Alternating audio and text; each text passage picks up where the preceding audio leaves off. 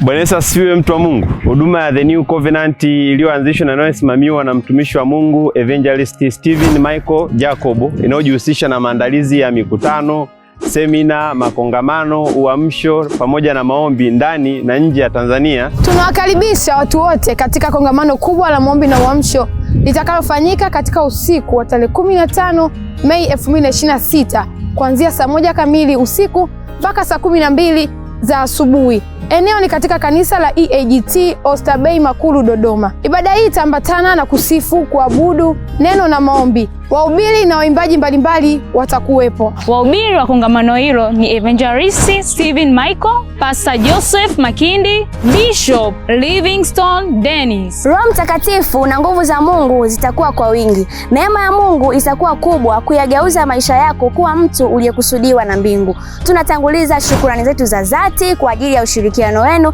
lakini pia tunategemea kupokea majibu ya upendo kutoka kwenu. Makongamano yetu mengi yamekuwa ya baraka kwa watu wengi. Watu wengi wamekuwa wakishuhudia uponyaji wa papo kwa papo, waliofungwa wanafunguliwa, wanageuzwa, wanabadilishwa na wanajazwa Roho Mtakatifu. Waimbaji watakaoshiriki ni pamoja na Minister Ushindi Leonard, Janet Nemia kutoka Neema Gospel, Baraka Jonas of The New Covenant, pamoja The New Covenant Praise Team, na waimbaji kutoka vioni na makanisa mbalimbali watashiriki. Mimi nitakuwepo. Wewe je? Kwa maelezo zaidi kuhusu huduma The New Covenant, endelea kutufuatilia kupitia mitandao ya kijamii kama Instagram, YouTube, Facebook na TikTok kwenye akaunti zenye jina la Evangelist Steven Michael na The New Covenant. Karibu sana.